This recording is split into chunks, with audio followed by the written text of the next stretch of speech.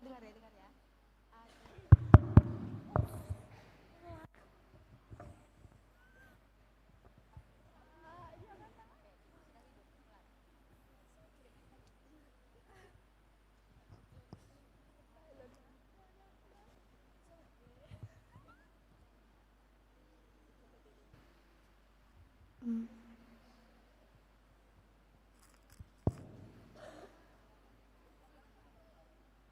Shalom Mamang Inang.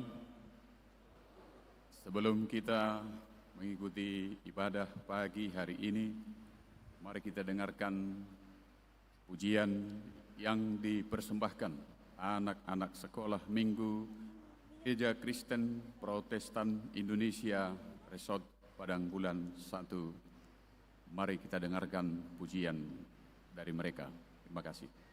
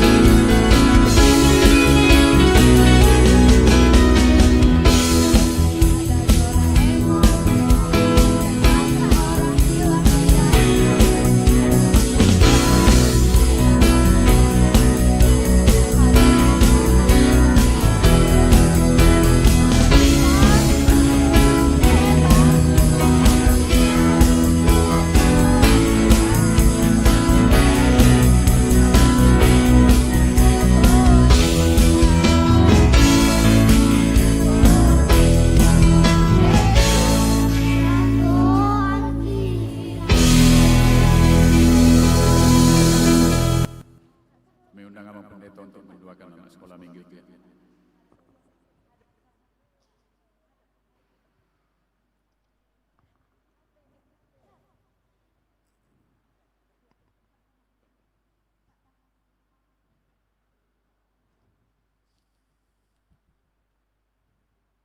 Marilah kita berdoa. Ya Tuhan Allah Bapa, di dalam Yesus Kristus Tuhan dan Roh Kudus, sungguh kami bersyukur dan berterima kasih, khususnya di pagi hari ini, di tengah-tengah gerejamu, di mana kami Tuhan bersuka cita atas berkat kasih dan kemurahan Tuhan yang begitu indah, yang menganugerahkan anak-anak sekolah minggu di tengah-tengah gerejamu. Dan pada saat ini Tuhan, Engkau memanggil mereka Tuhan untuk memuji memuliakan Tuhan melalui pujian dan melalui nyanyian. Pada saat ini kami sangat bersuka cita. Biarlah Engkau Tuhan yang memberkati, biarlah Engkau Tuhan yang menyertai, dan biarlah Engkau Tuhan yang melindungi anak-anak sekolah minggu Tuhan. Baik itu Tuhan pertumbuhan secara fisik dan juga pertumbuhan di dalam iman. Biarlah Tuhan pada saat ini segala pujian dan nyanyian yang telah dipersembahkan kepada Tuhan pada saat ini, biarlah kami semua bersuka cita, dan biarlah kami Tuhan memuji memuliakan Tuhan. Dan terima kasih Tuhan buat panggilan pada saat ini, ketika anak-anak sekolah minggu bersama dengan gurunya pada saat ini telah mengkumandangkan puji-pujian di hadapan Tuhan di tengah-tengah gerejamu dan di altar ini Tuhan. Kami berdoa Tuhan, biarlah Engkau Tuhan memberkati, menyertai mereka, pertumbuhan mereka baik secara fisik dan juga secara rohani.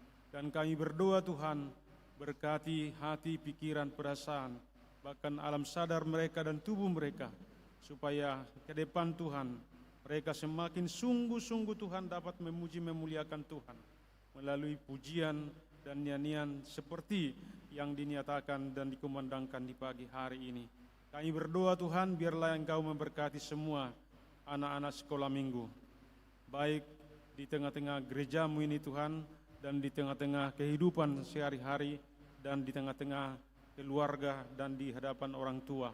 Biarlah Engkau Tuhan senantiasa menjadikan mereka menjadi anak-anak yang sungguh-sungguh takut akan Tuhan, dan senantiasa memuji memuliakan nama Tuhan, dan senantiasa semangat di dalam kehidupan ini untuk menantikan dan mengharapkan akan kasih kemurahan Tuhan nyata dan terjadi dalam kehidupan mereka. Terpujilah Engkau Tuhan, kekal untuk selama-lamanya. Di dalam Yesus Kristus kami berdoa. Amin.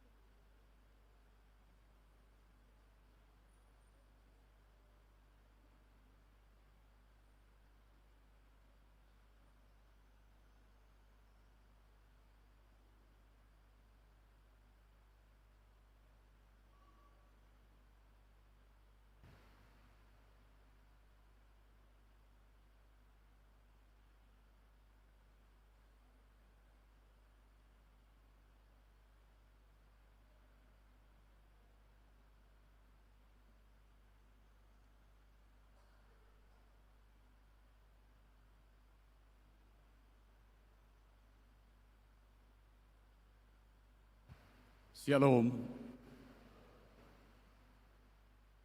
Hari ini 1 Maret 2026, nama minggu kita Minggu Reminiscere, artinya ingatlah segala rahmat-Mu dan kasih setia-Mu, ya Tuhan, dengan tema kasih Allah besar akan dunia ini. Untuk itu, perkenankanlah kami para pelayan jemaat menyampaikan selamat datang kepada Amang Inang, saudara-saudari sekalian. Kiranya damai sejahtera Tuhan Yesus Kristus menyertai kamu sekalian. Bagi Amang Inang yang pertama sekali beribadah di gereja kita ini, kami ucapkan selamat datang. Kiranya waktu yang akan datang, kita boleh beribadah lagi di gereja kita ini. Bagi Amang Inang yang minggu ini merayakan ulang tahun, kami ucapkan selamat ulang tahun, panjang umur, sehat selalu. Bagi yang mendapatkan berkat luar biasa, Tuhan memberkati saudara. Bagi yang berbeban berat, bergumul minggu ini, Tuhan akan memberi kelegaan untuk Amang Inang. Untuk memulai ibadah kita, marilah kita saat teduh sejenak.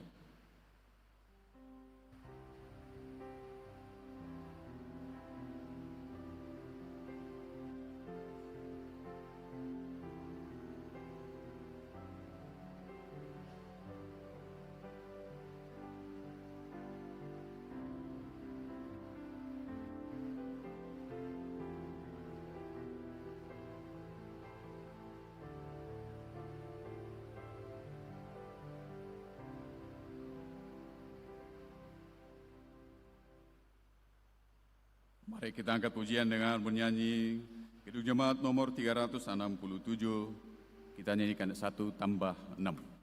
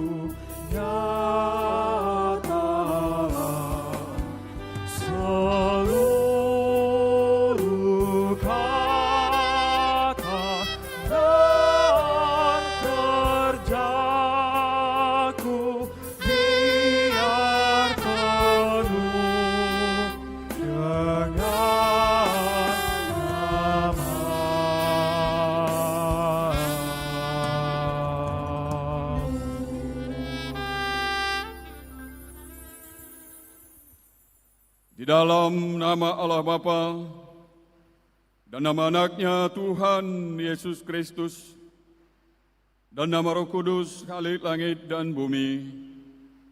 Amin.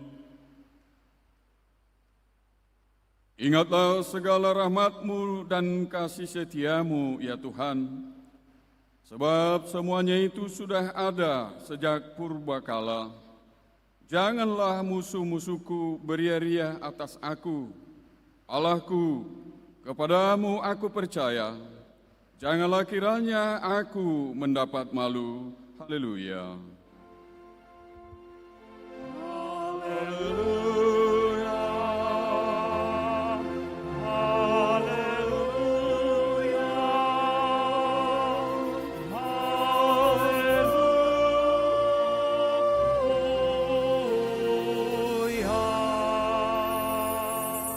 Marilah kita berdoa. Ya Tuhan Allah Bapa kami yang di sorga yang Maha Kasih, kami mengucapkan syukur dengan segenap hati kami, karena Engkau telah memberikan anak-Mu yang tunggal itu, ganti kami kepada kematian, agar semua yang percaya kepadanya tidak binasa, melainkan beroleh hidup yang kekal. Peliharalah hidup kami, ya Bapa, di dalam anak-Mu Yesus Kristus Tuhan kami, yang menjadi kekudusan dan kebenaran bagi kami.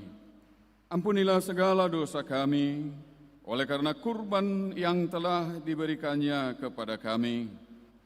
Dengarkanlah doa kami ini, dan kasihanilah kami, karena anak-Mu Tuhan Yesus Kristus Tuhan kami. Amin.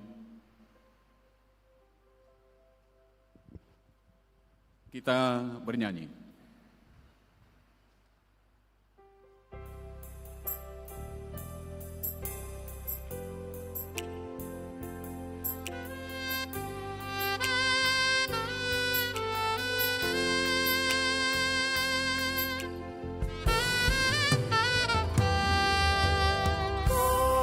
Kasih paling agung dari Tuhan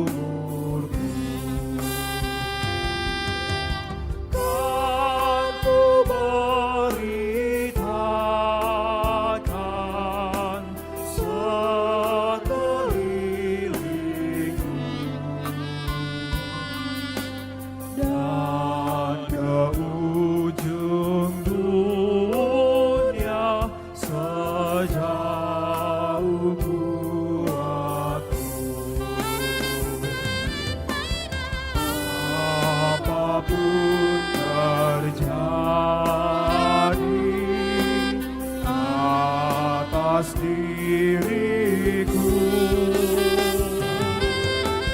Takkan melepaskan kasih-Mu, Tuhanku.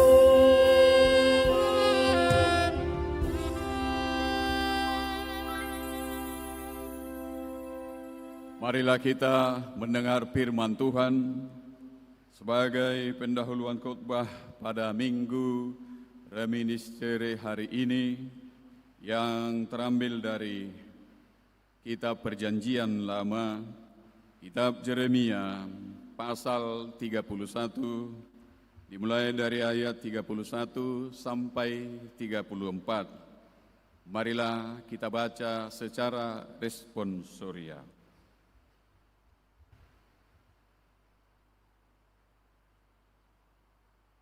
Sesungguhnya akan datang waktunya, demikianlah firman Tuhan, Aku akan mengadakan perjanjian baru dengan kaum Israel dan kaum Yehuda. Bukan seperti perjanjian yang telah kuadakan dengan nenek moyang mereka pada waktu aku memegang tangan mereka untuk membawa mereka keluar dari tanah Mesir. Perjanjianku itu telah mereka ingkari, meskipun aku menjadi Tuhan yang berkuasa atas mereka. Demikianlah firman Tuhan. Tetapi beginilah perjanjian yang kuadakan dengan kaum Israel sesudah waktu itu. Demikianlah firman Tuhan, Aku akan menaruh Tauratku dalam batin mereka dan menuliskannya dalam hati mereka. Maka aku akan menjadi Allah mereka, dan mereka akan menjadi umatku. Dan tidak usah lagi orang mengajar sesamanya atau mengajar saudaranya dengan mengatakan, Kenallah Tuhan, sebab mereka semua besar kecil akan mengenal aku. Demikianlah firman Tuhan, sebab aku akan mengampuni kesalahan mereka dan tidak lagi mengingat dosa mereka. Sampai demikian pembacaan firman Tuhan. Berbahagialah setiap orang yang mendengar firman Allah, yang menghayati serta mengamalkannya. Amin.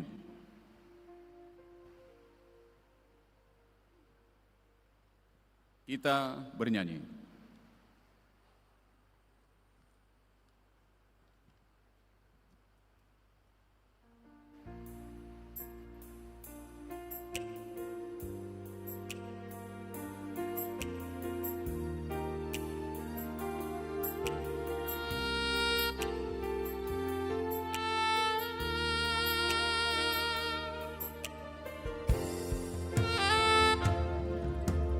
Belum pernah ada kasih di dunia sanggup menerima diriku apa adanya selain kasih-Mu, Yesus.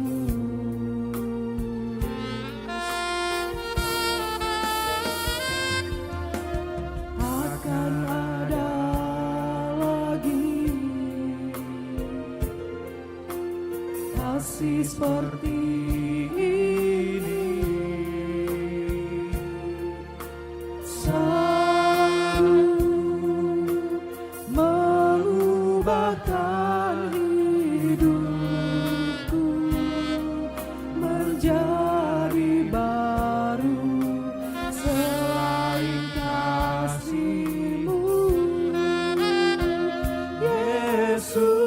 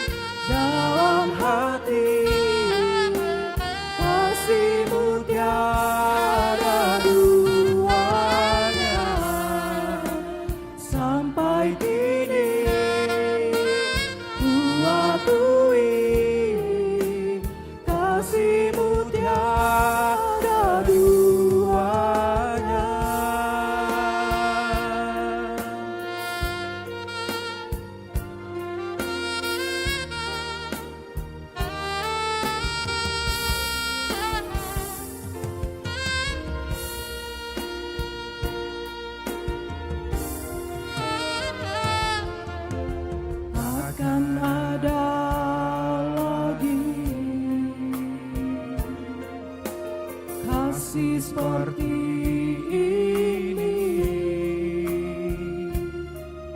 sanggup mengubahkan hidupku menjadi baru selain kasih-Mu,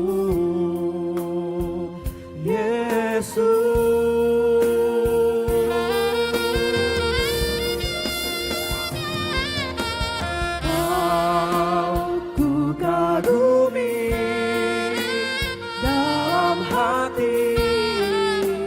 Kasih-Mu tiada duanya, sampai kini ku akui kasih-Mu tiada duanya. Ku kagumi dalam hati kasih-Mu tiada duanya, sampai kini ku akui kasih-Mu tiada duanya. Ku kagumi dalam hati kasih-Mu tiada duanya, sampai kini ku akui kasih-Mu tiada duanya.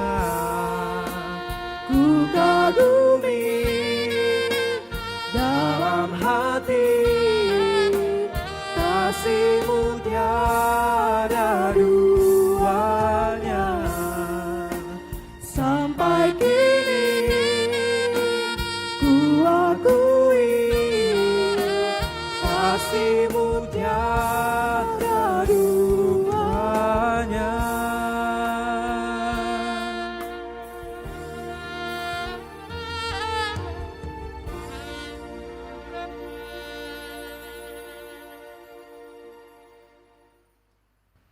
Jemaat yang dikasihi Tuhan, tanggal 1 Maret 2026, bulan 3 tahun 2026 sudah diberikan Tuhan kepada kita. Mari kita mengingat sejenak segala pemikiran, pembicaraan kita, dan perbuatan kita.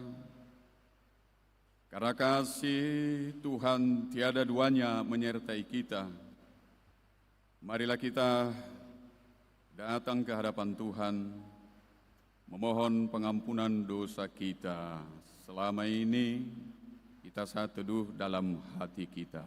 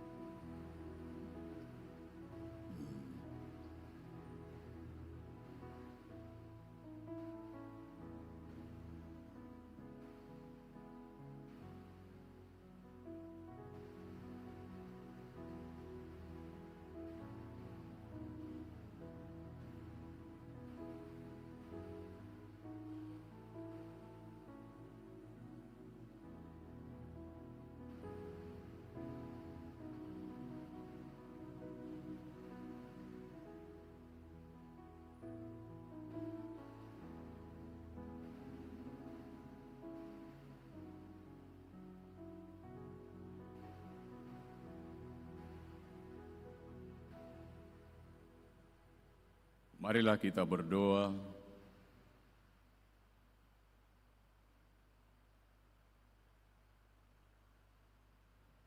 Bapa kami yang di sorga, di dalam nama Yesus Kristus Tuhan kami, Engkaulah Tuhan yang Maha Kuasa halik langit dan bumi, dan sumber segala kebenaran dan keadilan untuk menghakimi umat manusia. Kami datang bersembah sujud di hadapan-Mu, untuk menyesali segala dosa dan kejahatan kami, karena perbuatan dan pikiran kami yang melanggar hukum-Mu. Kami senantiasa menuruti godaan setan, hawa nafsu, dan tabiat kami yang jahat itu. Sepantasnya lah kami menerima ganjaran sesuai dengan kejahatan kami. Tetapi kami telah sadar akan kejahatan kami, sehingga kami datang ke hadapan-Mu untuk menyerahkan diri dan menyesali segala dosa kami. Tolong dan kasihanilah kami. Ampunilah segala dosa dan kesesatan kami, dan suruhlah Roh-Mu yang kudus itu untuk menerangi pikiran dan jiwa kami, supaya kami dapat berbuat baik dan mematuhi segala kehendak-Mu di dalam kebenaran, sehingga kami beroleh hidup yang kekal di dalam pengasihan Tuhan Yesus Kristus Tuhan kami. Amin. Mari kita dengar janji Tuhan tentang pengampunan dosa kita. Tuhan adalah penyayang dan pengasih, panjang sabar dan berlimpah-limpah kasih setia-Nya. Tidak dilakukannya kepada kita setimpal dengan kesalahan kita, seperti Bapa sayang kepada anak-anak-Nya. Demikianlah Tuhan sayang kepada orang yang takut akan Dia. Segala kemuliaan bagi Allah di tempat yang maha tinggi. Amin.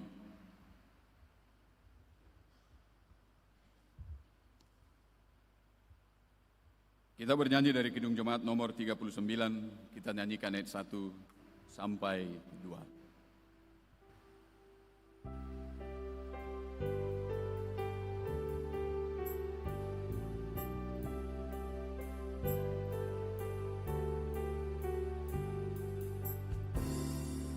Ku diberi belas kasihan, walau tak layak hatiku.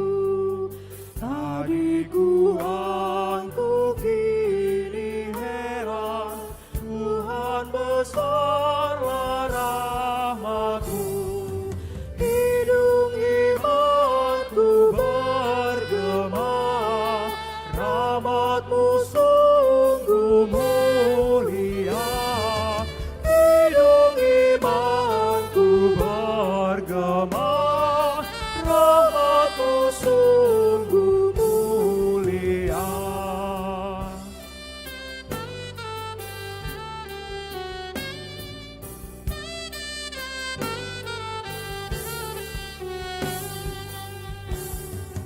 Walau ku patut dihukumkan, Allah penuh anugerah. Darah Putra-Mu dicurahkan, membasuh dosa dan celah. Di manakah selamatku? Hanyalah dalam rahmat-Mu.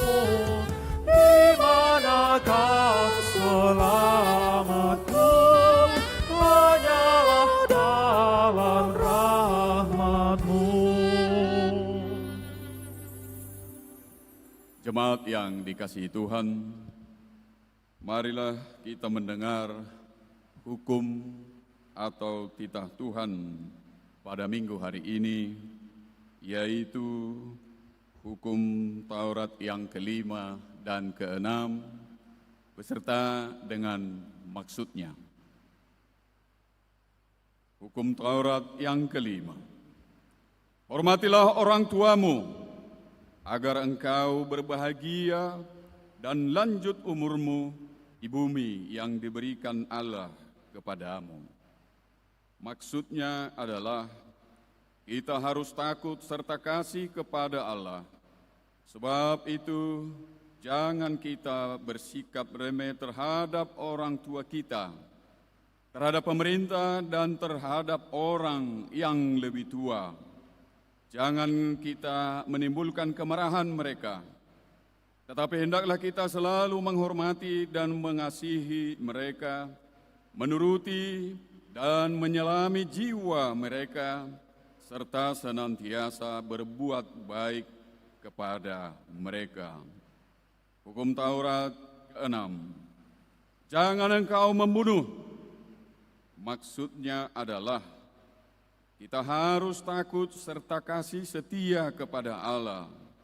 Sebab itu, jangan kita menyakiti serta membahayakan hidup tetangga kita, melainkan kita harus bersahabat dan membantu kehidupan hidup mereka. Sampai demikian pembacaan hukum Tuhan. Marilah kita memohon kekuatan daripada Tuhan. Ya Allah Bapa kami, berilah kami kekuatan untuk melakukan yang sesuai dengan hukum-Mu. Amin.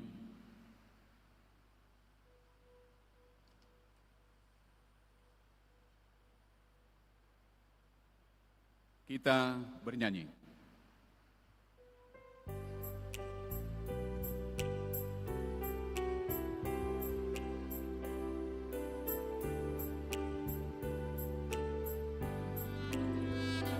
Aku milik-Mu, Yesus Tuhanku, ku dengar suara-Mu. Ku merindukan datang mendekat dan diraih oleh-Nya. Raih daku dan dekatkanlah pada kaki salib-Mu.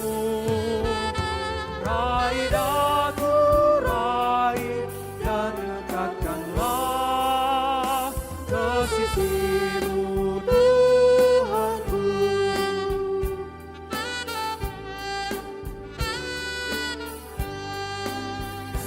Sungguh indahnya walau sejenak beserta-Mu, Allahku. Dalam doaku sungguh akrabnya bersekutu denganmu. Raih daku dan dekatkanlah pada kaki salib-Mu. Raih daku, raih dan dekatkanlah ke sisi-Mu, Tuhanku.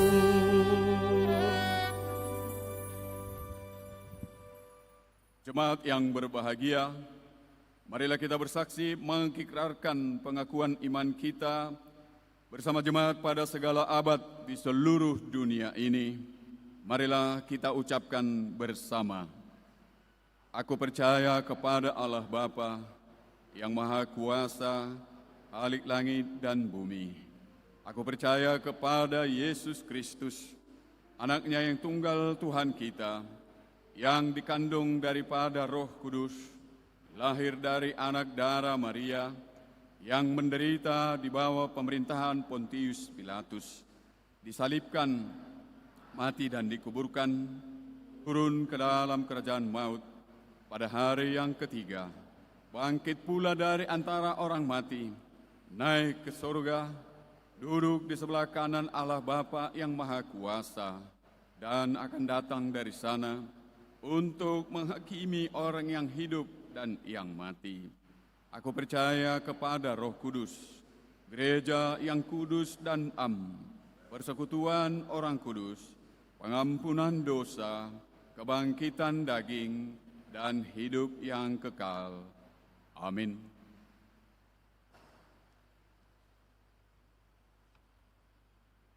Untuk menyambut sabda Allah pada minggu hari ini, kita bernyanyi dari Kidung Jemaat nomor 324, kita nyanyikan ayat 1 sampai 3.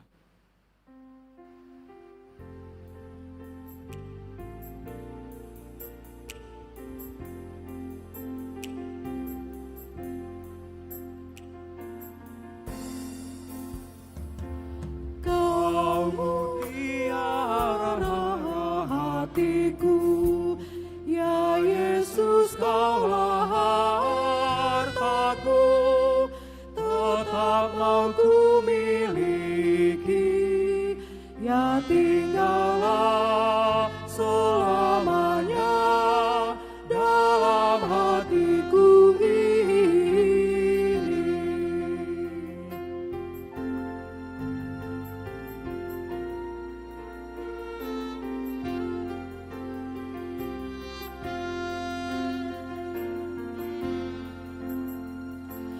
Tiada kasih yang teguh setara dengan kasih-Mu yang ku kenal di dunia.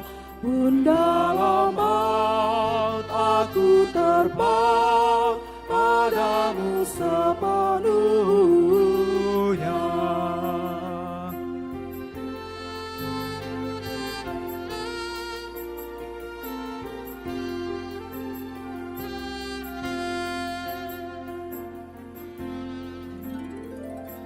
Sabda-Mu sungguh dan benar, membuat aku tak gentar, baik hidup maupun mati. Kau milikku, ku milik-Mu, dengan sebulan hati.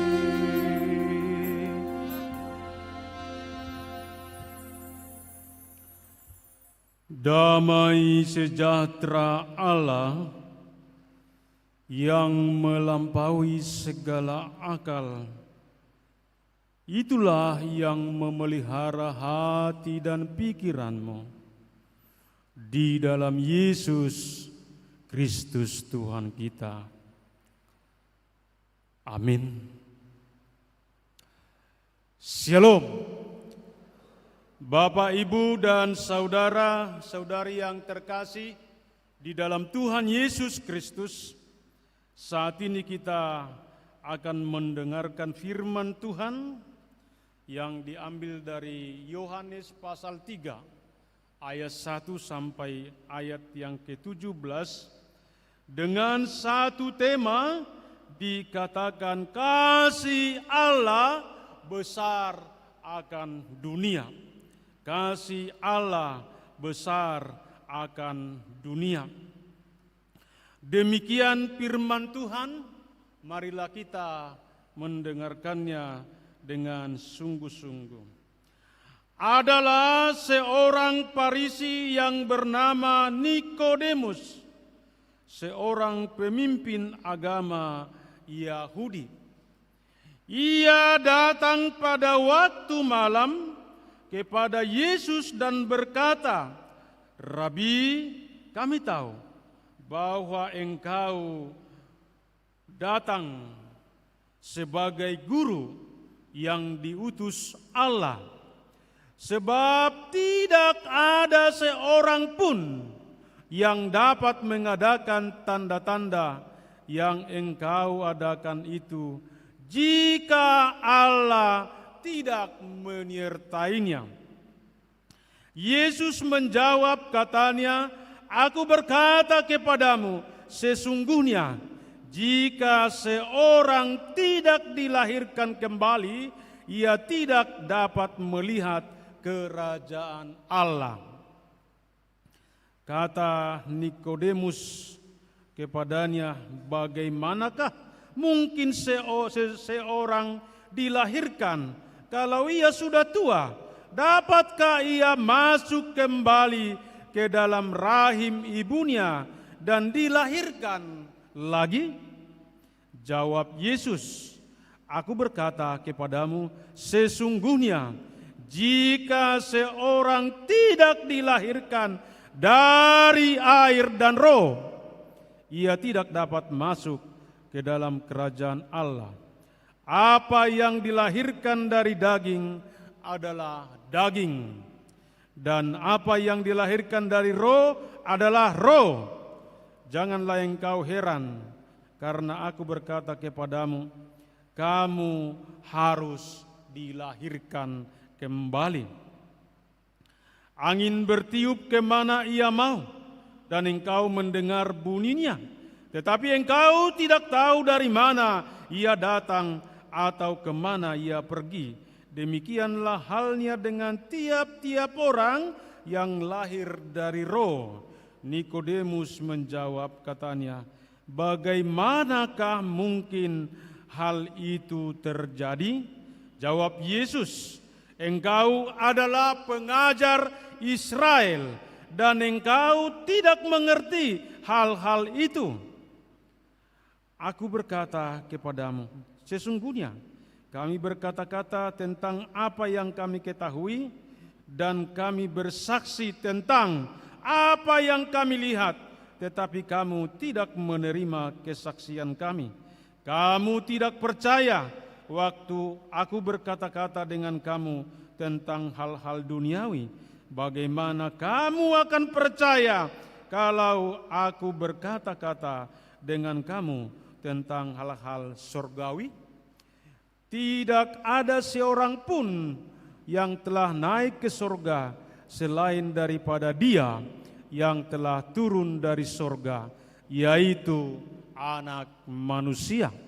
Dan sama seperti Musa meninggikan ular di padang gurun, demikian juga Anak Manusia harus ditinggikan, supaya setiap orang yang percaya kepadanya beroleh hidup yang kekal. Karena begitu besar kasih Allah akan dunia ini, sehingga Ia mengaruniakan anaknya yang tunggal, supaya setiap orang yang percaya kepadanya tidak binasa, melainkan beroleh hidup yang kekal. Sebab Allah mengutus anaknya ke dalam dunia bukan untuk menghakimi dunia, melainkan untuk menyelamatkan oleh Dia. Demikian firman Tuhan. Bapak, Ibu, dan saudara-saudari yang terkasih di dalam Tuhan Yesus Kristus, dari pengalaman saya sendiri, ada dua ayat Alkitab yang begitu familiar, yang begitu dekat, bahkan sudah bisa kita hafal dengan luar kepala, mulai dari sekolah minggu. Ingatlah tadi seperti sekolah minggu kamu sekarang dulu. Kira-kira firman Tuhan yang disuguhkan kepada kita apa? Saya melihat yang pertama adalah Kejadian 1 ayat 1. Iya kan? Pada mulanya Allah menciptakan langit dan ada yang tidak tahu itu. Kalau tidak tahu kamu itu bertobatlah. Mulai dari sekolah minggu itu loh. Pada mulanya baru ayat yang kedua yang begitu akrab dengan kita sampai sekarang, baik dari anak-anak, remaja, pemuda-pemudi, orang tua, lansia, bahkan mau mati pun. Ayat itu tetap diperdengarkan. Itulah yang dinyatakan di dalam firman Tuhan pada saat ini, yaitu Yohanes 3 ayat 16. Coba dulu kita sama-sama menyebutkannya, Yohanes 3 ayat 16, tanpa melihat HP-mu, tanpa melihat Alkitabmu, hanya memandang ke salib. Coba kita mulai sama-sama mengatakannya. 1, 2, ya.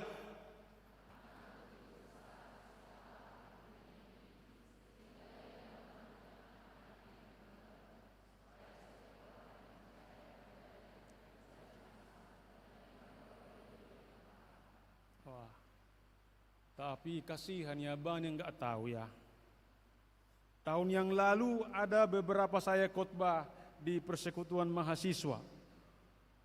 Semua membuat Yohanes 3 ayat 16 menjadi liturgi spesial. Menjadi liturgi ragam bahasa. Karena saya lihat banyak mahasiswa itu yang saya lihat di sini sekarang. Coba dulu hanya mahasiswa yang mengatakan Yohanes 3 ayat 16. 1, 2, ya. Karena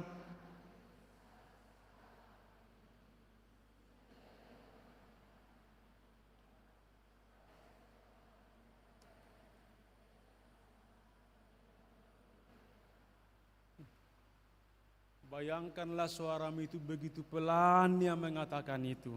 Padahal kalau kau mengatakan cintamu kepada kekasihmu, I love you. Itu mantap doi dibilang kan. Ini kasih Allah.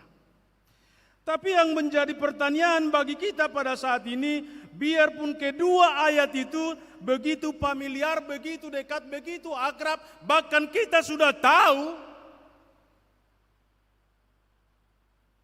di dalam kehidupan kita, tapi persoalannya dan perlu kita pertanyakan, apakah yang kita ketahui itu sudah berfungsi di dalam kehidupan kita? Apa yang sudah kau pahami pada saat ini, apakah itu berfungsi atau tidak?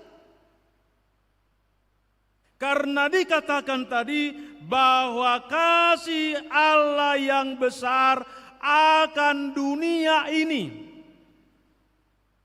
enggak dihunjuk di situ hanya kepada pribadi atau kepada orang-orang tertentu atau kepada suku, ras atau marga atau satu bangsa saja, tapi dikatakan kasih Allah itu begitu besar akan dunia. Dan dikatakan bahwa kasih itulah yang menyelamatkan, kasih itulah yang menghidupkan, kasih itulah yang melakukan transformasi antara Allah dengan manusia. Ada satu kisah yang akan saya bagikan kepada kita pada saat ini, biarpun ini mungkin sudah beberapa kali saya katakan, bagaimana kasih itu mengubah, bagaimana kasih itu menghidupkan, bagaimana kasih itu membuat kehidupan itu menjadi netral. C sama dengan do. Ya. Di Pekanbaru ada satu rumah yang dibuat namanya rumah rehabilitasi. Alamatnya di Jalan Pajar Ujung. Dan yang melayani di sini hanya dua yang normal, suami istri. Selainnya semua yang ada di rumah ini adalah gila.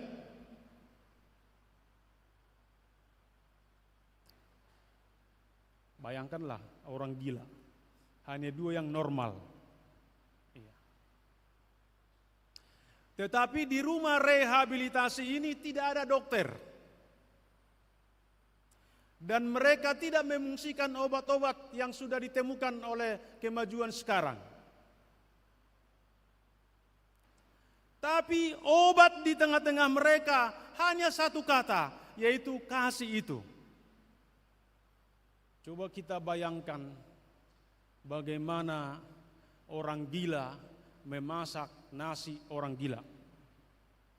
Orang gila menyuci baju orang gila.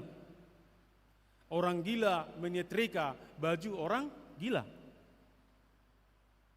Bahkan orang gila lah yang membersihkan mobil orang normal.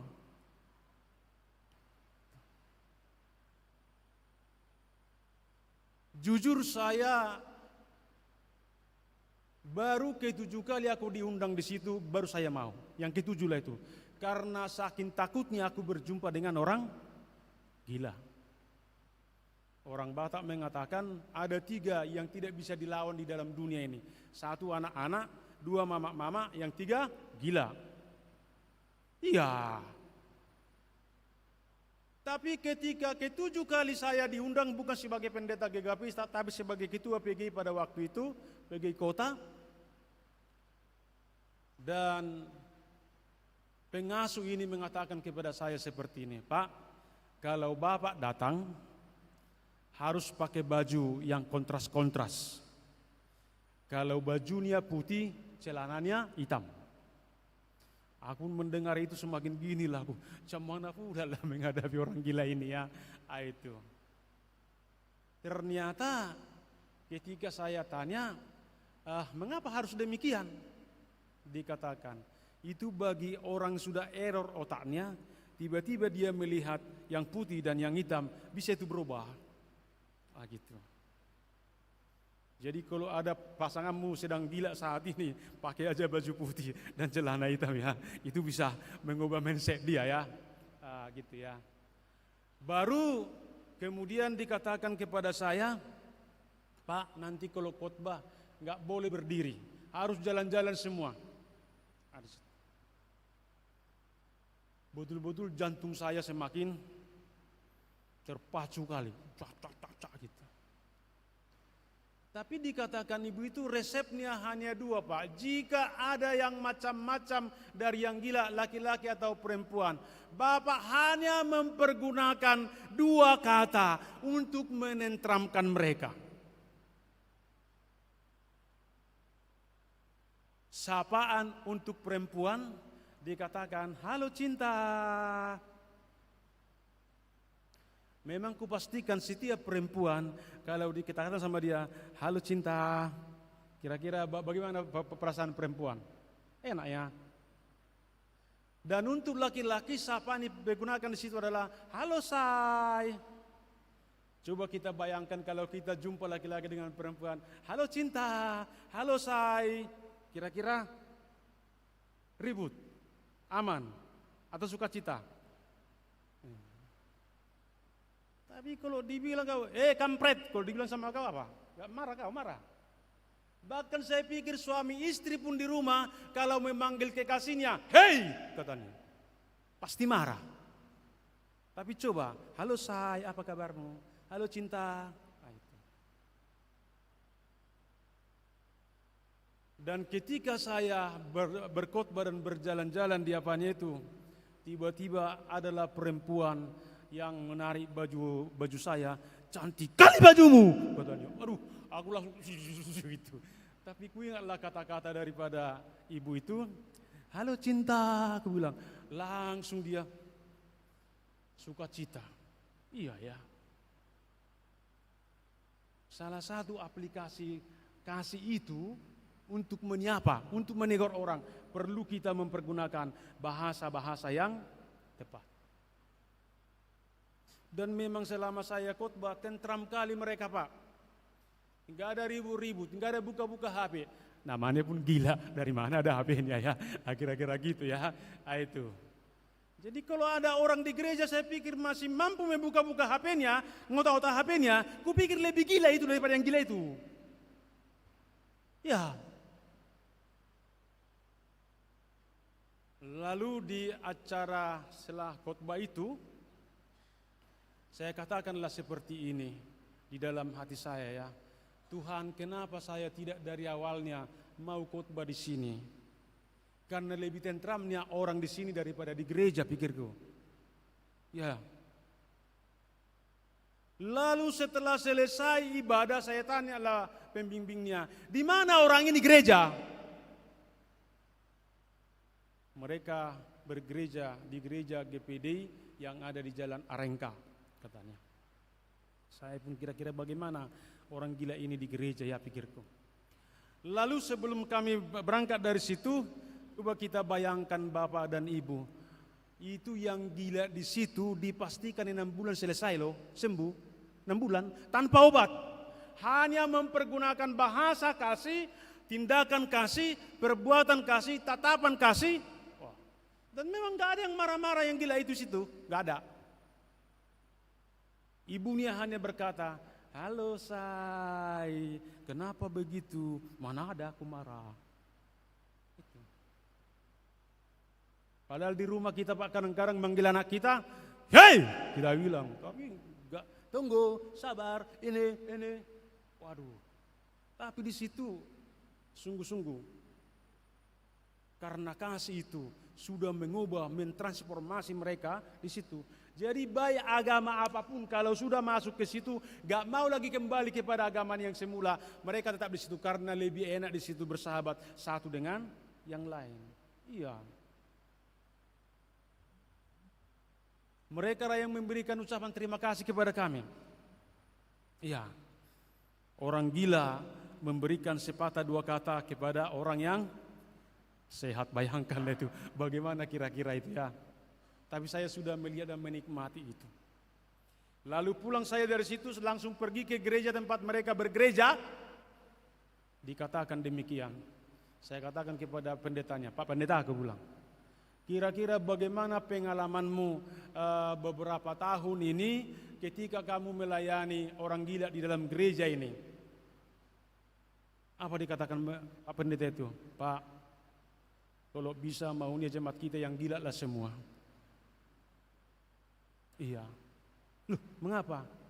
Justru mereka, Pak, yang paling serius beribadah, yang paling serius bernyanyi, yang paling serius berdoa. Enggak ada ribut-ribut itu. Mereka hanya memandang kepada salib. Lalu jadi mereka lah menjadi teladan dan cerminan beribadah di dalam gereja itu, bukan orang normal. Jadi menurut Pak Pendeta itu yang normal itu lebih gila, Pak. Yang gila ini lebih normal. Tapi kenapa bisa demikian? Saya lihat dan saya langsung teliti seperti itu. Hanya kata kasih itulah yang dapat mengubah mereka, mentransformasi mindset, pikiran dan perasaan.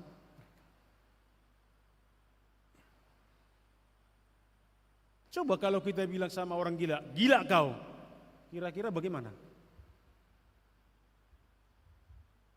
Tapi kalau kita bilang sama dia, seperti bahasa sana, halo say, halo cinta, bagaimana kira-kira? Itulah sebabnya dikatakan bahwa kasih itu seperti yang dikatakan oleh Paulus di dalam Korintus itu, kasih itu sabar, kasih itu murah hati, tidak cemburu, ia tidak memegahkan diri dan tidak sombong. Ia tidak melakukan yang tidak sopan dan tidak mencari keuntungan diri sendiri. Ia tidak pemarah dan tidak menyimpan kesalahan orang lain. Saya mau mengajak kita dan katakan kepada sebelah kananmu, aku mengasihimu. 1, 2 ya. Tepuk punggungnya, tepuk punggungnya. Aku mengasihimu. Amin. Amin. Kalau yang di sampingmu itu adalah suamimu dan istrimu, coba katakan dulu, aku mengasihimu dengan senyum. 1, 2 ya. Banyak pula yang janggal yang mengatakan itu ya. Seriuslah, aku mengasihimu. Demikianlah sebenarnya Allah di dalam Yesus Kristus mengasihi kita, bukan dikala kita telah baik, telah kudus, telah bertobat. Bahkan Tuhan mengasihi kita ketika kita dalam keadaan gila.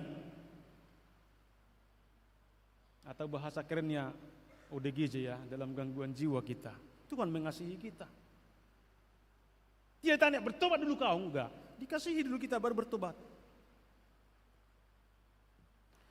Dalam hal inilah dikatakan kasih Allah itu begitu besar kepada dunia sehingga Dia mengaruniakan anaknya yang tunggal supaya setiap orang yang percaya kepadanya tidak binasa tapi memperoleh kehidupan yang kekal.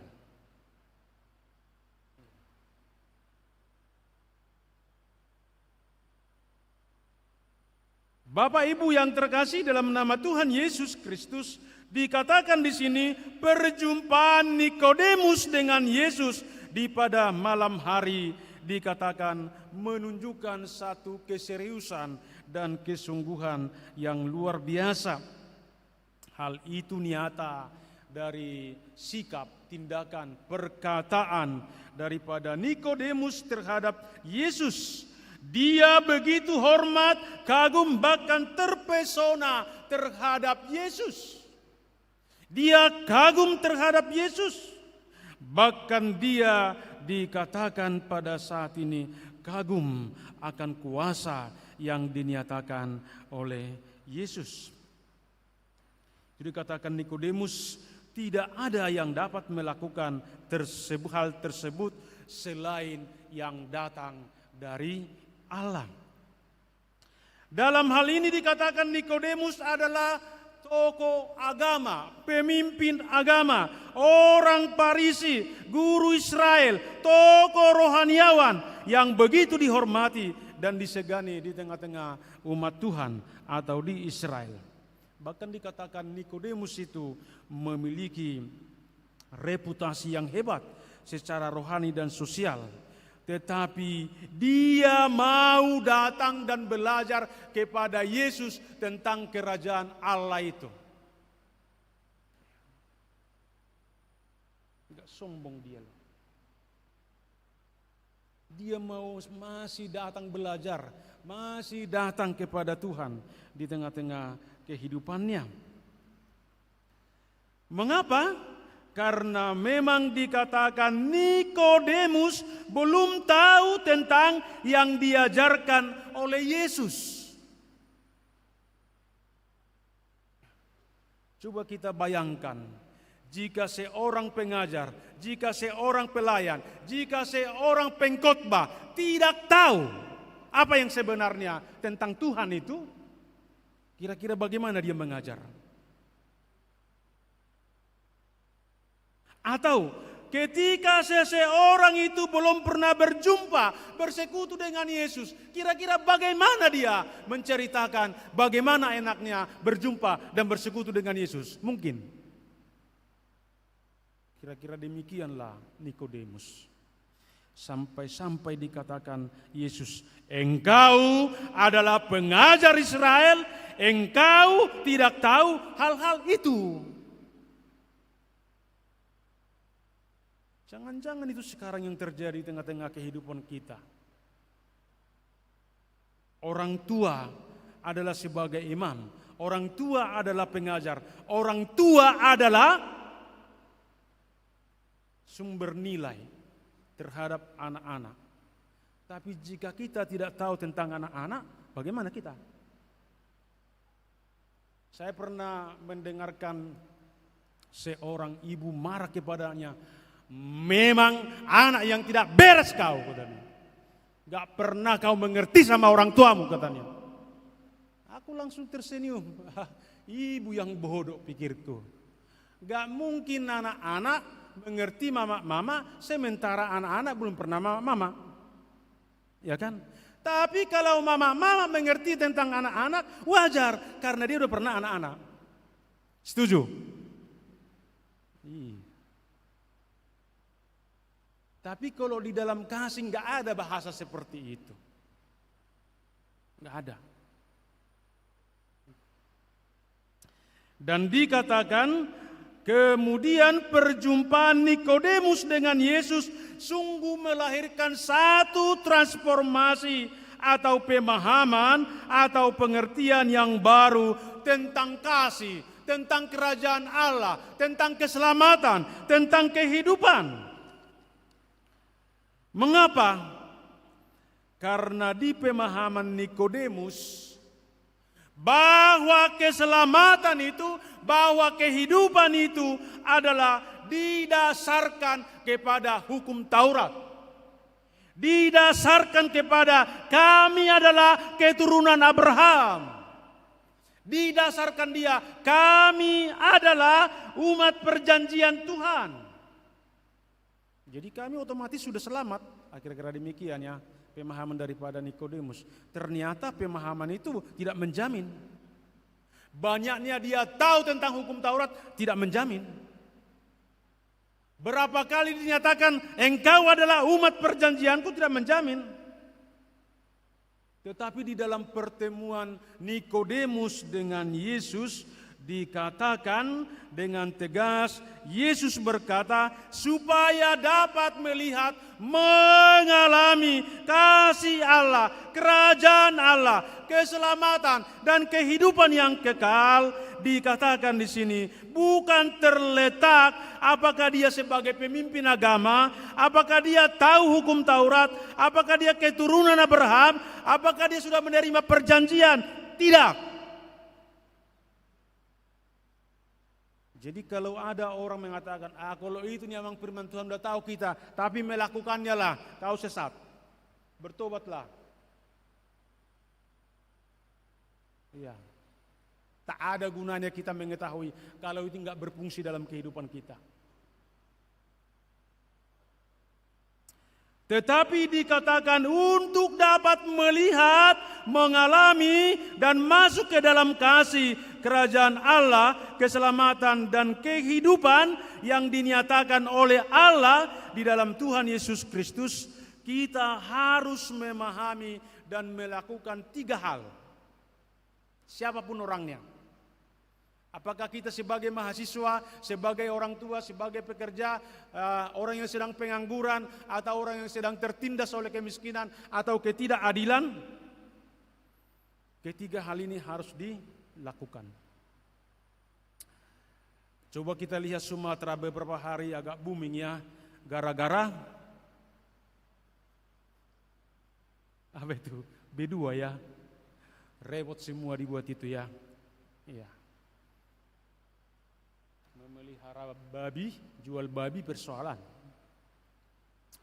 Tapi jual narkoba,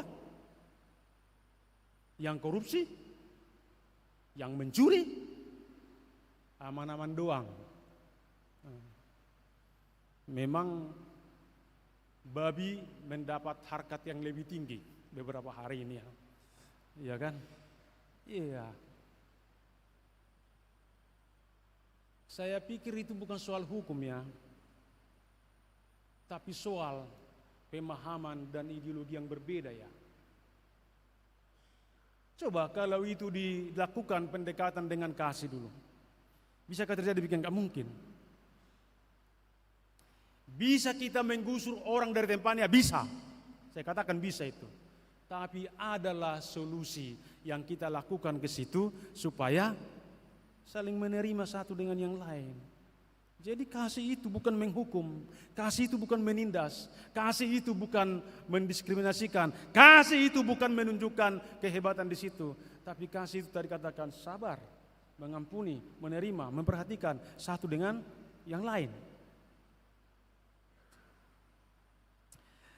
Jadi ada 3 hal yang kita pahami dan kita lakukan tadi. Katakan yang pertama, Yesus mengatakan itu supaya kita dapat mengalami kasih Allah, supaya kita dapat mengalami kerajaan Allah, keselamatan dan kehidupan itu. Yang pertama yang harus kita pahami dan harus kita lakukan di dalam kehidupan kita, dikatakan itu yang pertama harus dilahirkan kembali. Atau ini lebih pas bahasanya kepada kita sekarang ini, dilahirkan kembali ini bertobat. Yesus berkata dilahirkan kembali atau lahir dari atas atau bertobat bukan kelahiran biologis seperti yang dialami oleh Nikodemus. Ketika Yesus mengatakan kepada Nikodemus, engkau harus dilahirkan kembali bro, katanya. Engkau harus bertobat. Bukan soal pengetahuanmu itu, bukan soal statusmu, pimpinanmu di situ, enggak. Itu yang paling penting. Engkau harus dilahirkan kembali. Dilahirkan kembali adalah dilahirkan dari air dan roh. Itu sudah kita terima dengan baptisan itu ya.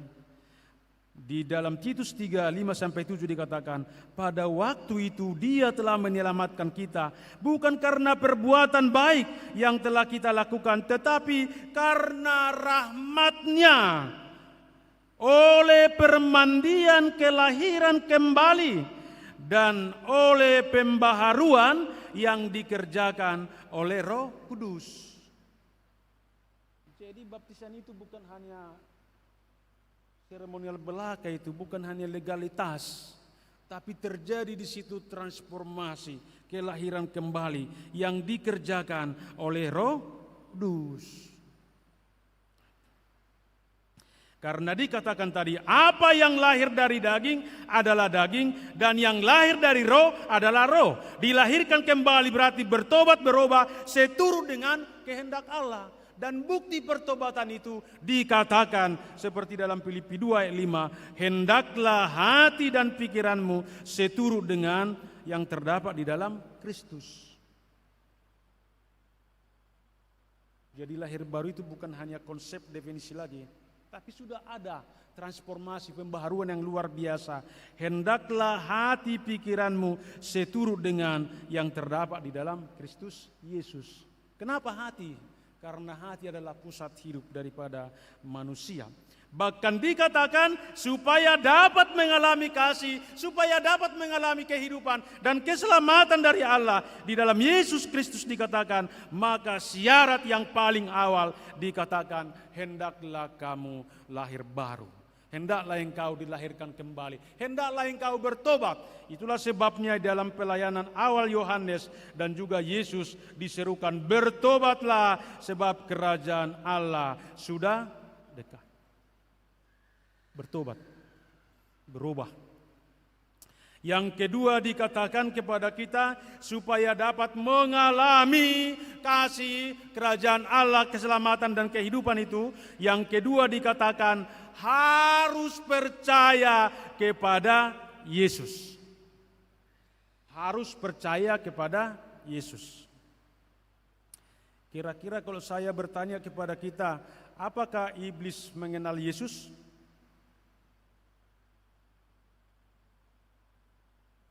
Coba, apakah iblis mengenal Yesus? Ya, oke. Yang kedua, apakah iblis mengetahui tentang Yesus? Tahu. Aku tahu engkau adalah anak Allah yang kudus. Jadi jika kita percaya dan tahu kepada Yesus, dialah keselamatan kehidupan, pada saat ini dikatakan itu tidak cukup. Dikatakan berkali-kali dalam teks ini, harus percaya kepada Yesus. Inilah syarat supaya dapat melihat kasih keselamatan daripada Allah. Percaya dan menerima Yesus adalah Tuhan. Karena dikatakan setiap orang yang percaya dan menerima Yesus adalah Tuhan, adalah keselamatan, adalah kehidupan. Dikatakan di situ tidak binasa tapi memperoleh kehidupan yang kekal. Amin. Itu. Percaya dan menerima. Itu bukan adalah konsep, tapi dalam pelaksanaannya di dalam kehidupan kita sehari-hari, di dalam segala hal. Makanya dikatakan di dalam Yohanes 14 ayat 6, kata Yesus kepadanya, akulah jalan dan kebenaran dan hidup. Tidak ada seorang pun yang datang kepada Bapa kalau tidak melalui aku. Jelas dulu di situ. Saya katakan jika ada kata-kata seperti itu di kitab yang lain, saya yang pertama murtad. Tapi dari beberapa kitab saya baca yang ada di dunia ini, gak ada seperti itu kata-kata, gak ada. Dan tidak ada kita diselamatkan, mengalami kasih itu karena prestasi kita, karena kehebatan kita, karena jabatan kita, karena kedudukan kita, karena pengetahuan kita, enggak ada. Tapi dikatakan keselamatan itu, kehidupan itu, dapat melihat kemurahan Tuhan itu dikatakan adalah oleh karena kasih Allah di dalam Yesus Kristus. Dan yang ketiga dikatakan percaya bahwa Yesus adalah kasih Allah yang menyelamatkan dunia. Dalam hal ini dikatakan oleh kitab Yohanes kepada kita pada saat ini, Yesus sedang mengarahkan Nikodemus. Yesus sedang memotivasi daripada Nikodemus dan dikatakan mengajak Nikodemus mengingat kembali kisah dan peristiwa yang terjadi di padang gurun tentang ular tembaga yang digantungkan di tiang yang tinggi. Dikatakan di situ bahwa setiap orang yang dipatuk ular tedung, tapi ketika dia melihat ular tembaga yang digantungkan itu, dia akan sembuh dan tidak akan mati. Hal itu diingatkan kepada Nikodemus dan kepada kita pada saat ini. Dikatakan adalah demikianlah Yesus adalah Tuhan keselamatan dan kehidupan. Jadi siapa yang datang, siapa yang melihat, siapa yang memandang, siapa yang percaya dan menerima Yesus adalah Tuhan, dikatakan pada saat ini dia pasti selamat. Dia pasti hidup. Gak bisa ditawar-tawar itu. Harga mati itu. Dan itulah sebabnya dikatakan tadi di ayat 16 itu dikatakan bahwa kasih Allah itu dinyatakan dan diberikan tidak hanya kepada satu ras, satu suku, satu bangsa, tapi dikatakan kasih Allah itu bagi seluruh dunia dan secara khusus kepada orang-orang yang percaya. Karena begitu besar kasih Allah akan dunia ini, maka ia mengaruniakan anaknya yang tunggal, supaya setiap orang yang percaya kepadanya tidak binasa, tapi memperoleh hidup yang kekal. Dan di Roma 6 ayat 23b dikatakan, tapi kasih karunia Allah adalah hidup yang kekal. Jadi kita lihat di situ bagaimana besarnya kasih itu melakukan transformasi, melakukan perubahan mindset, pikiran, perasaan kita untuk melihat akan kasih kemurahan Tuhan itu di tengah-tengah kehidupan itu. Sama seperti tadi di tempat yang gila itu. Mereka dinormalkan bukan dengan kekuatan dunia ini. Mereka dinormalkan bukan karena kehebatan daripada orang-orang yang menjaga. Mereka dinormalkan tapi dengan kasih daripada Allah itu di dalam Yesus Kristus. Hal itu yang mau dinyatakan kepada kita pada saat ini. Jadi kasih Allah yang besar dan agung adalah kasih Allah yang menjangkau dan merangkul dunia, secara khusus orang-orang percaya. Itulah. Bahkan tadi nian kita ada yang membicarakan itu di dalam nomor 5 itu. Dikatakan seperti ini, pengakuan daripada seseorang lainnya, belum pernah ada kasih di dunia sanggup menerima diriku apa adanya selain kasih-Mu Yesus. Takkan tiada lagi kasih seperti ini sanggup mengubah hidupku.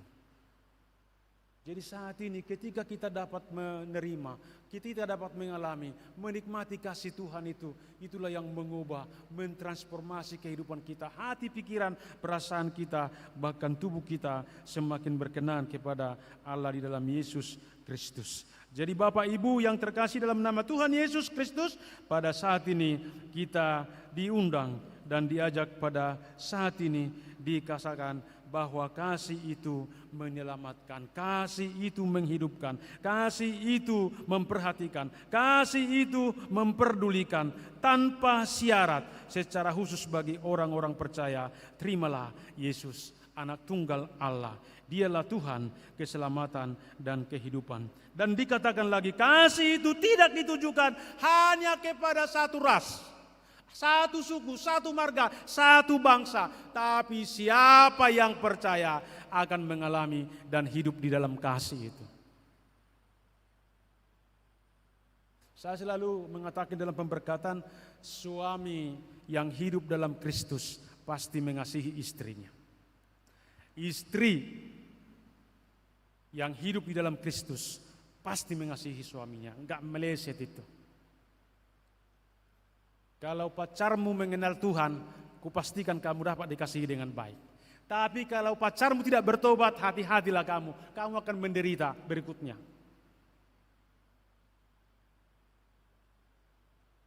Gampang-gampang kali sekarang mengatakan I love you. Woi. Tolong roh aku tuh.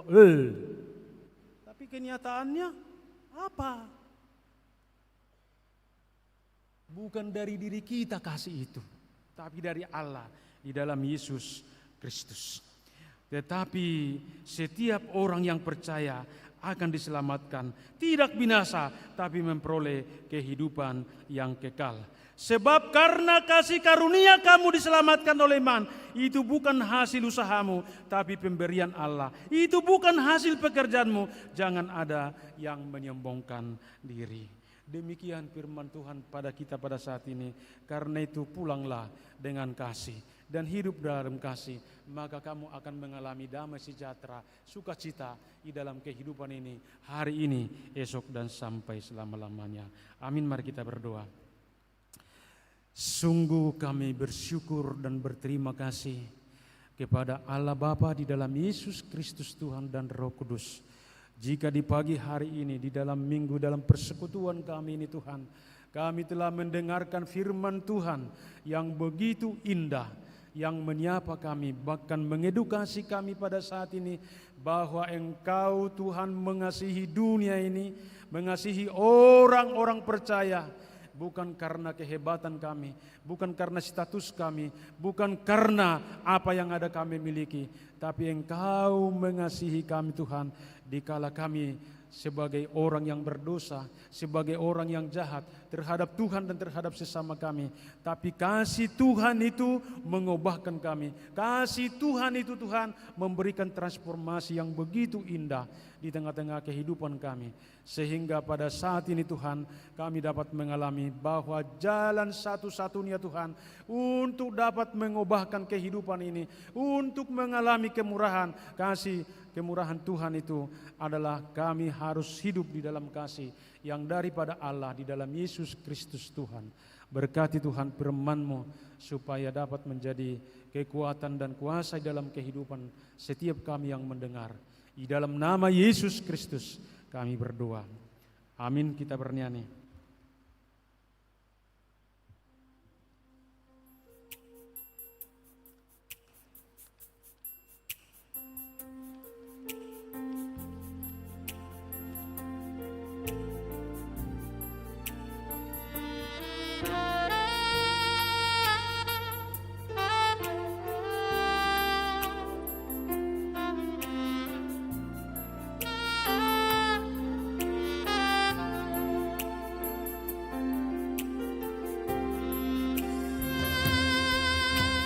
Kasih yang terindah, hati yang mulia, hanya ku temukan di dalam-Mu, Yesusku. Pujian dari hatiku selalu di setiap waktuku, tiada pernah berubah kasih-Mu.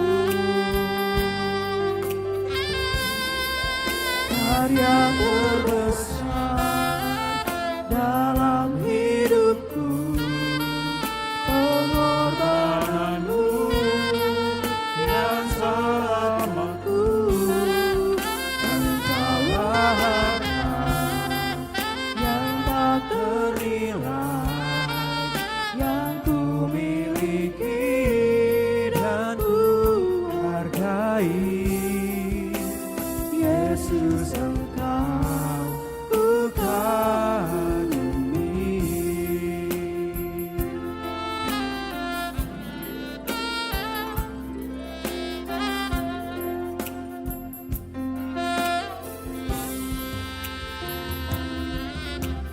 Kasih yang terindah, hati yang mulia, hanya ku temukan di dalam-Mu, Yesusku.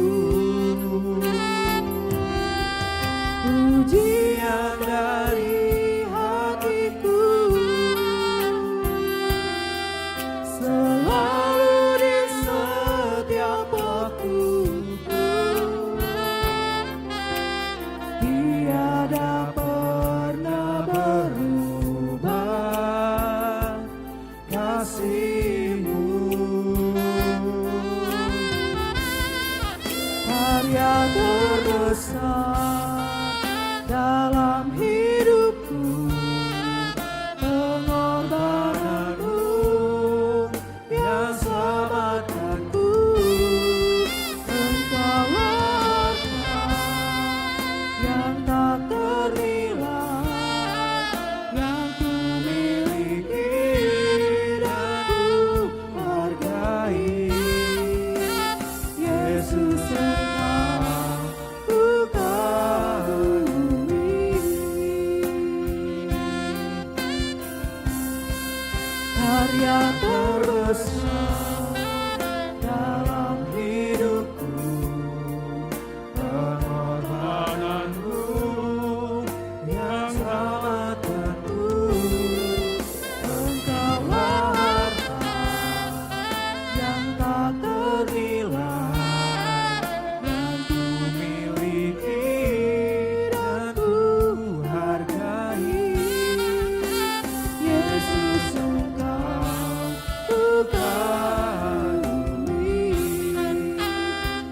Yesus Engkau ku kagumi.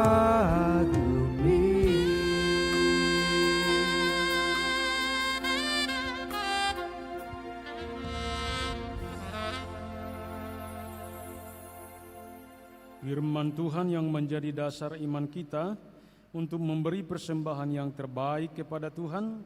Dari Mazmur 4 ayat 6 demikian dikatakan, persembahkanlah korban yang benar dan percayalah kepada Tuhan. Mari kita beri persembahan kita dengan sukacita.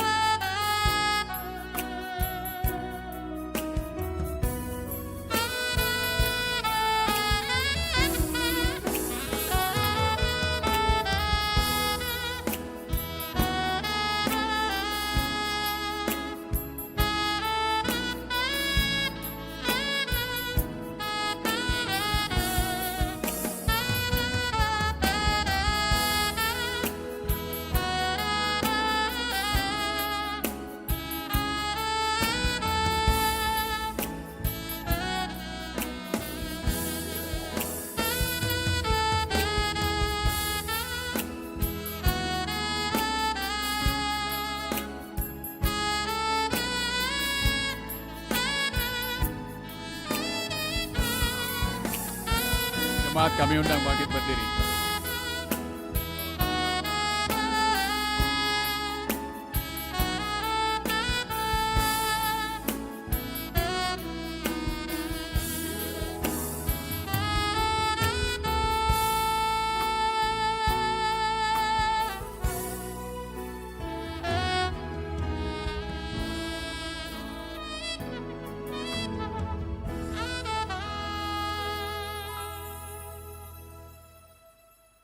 Marilah kita menyerahkan persembahan ini, kita berdoa.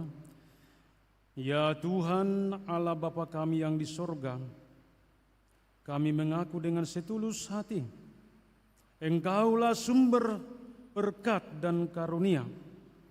Di sini kami mempersembahkan korban syukur kami kepadamu. Terimalah persembahan umat-Mu dan berkatilah. Jadikanlah hidup kami menjadi persembahan yang berkenan kepadamu.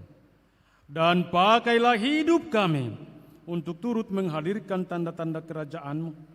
Kasih, keadilan, damai sejahtera di seluruh dunia ini. Bukalah hati kami oleh Roh Kudus-Mu, agar kami senantiasa mengucap syukur kepadamu. Di dalam Yesus Kristus Tuhan kami. Amin.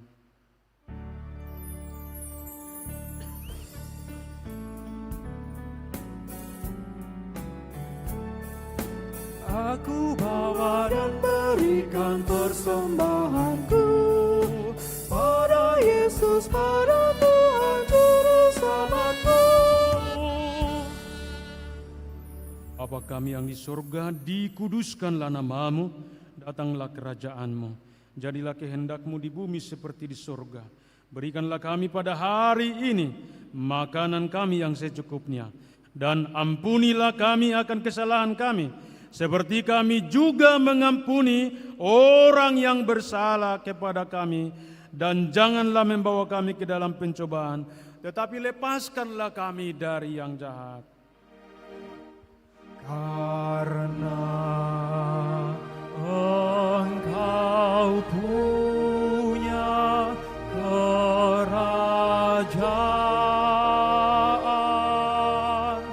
dan kekuasaan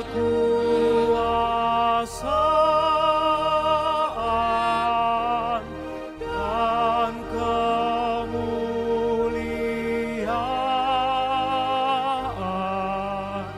sampai selama-lamanya.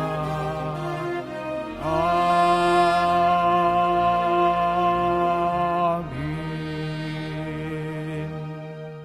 Pulanglah dengan damai sejahtera dan terima berkat dari Allah Bapa. Tuhan memberkati dan melindungi engkau. Tuhan menyinari engkau dengan wajah-Nya dan memberi engkau kasih karunia. Tuhan menghadapkan wajah-Nya kepada engkau dan memberi engkau damai sejahtera. Amin. Amin.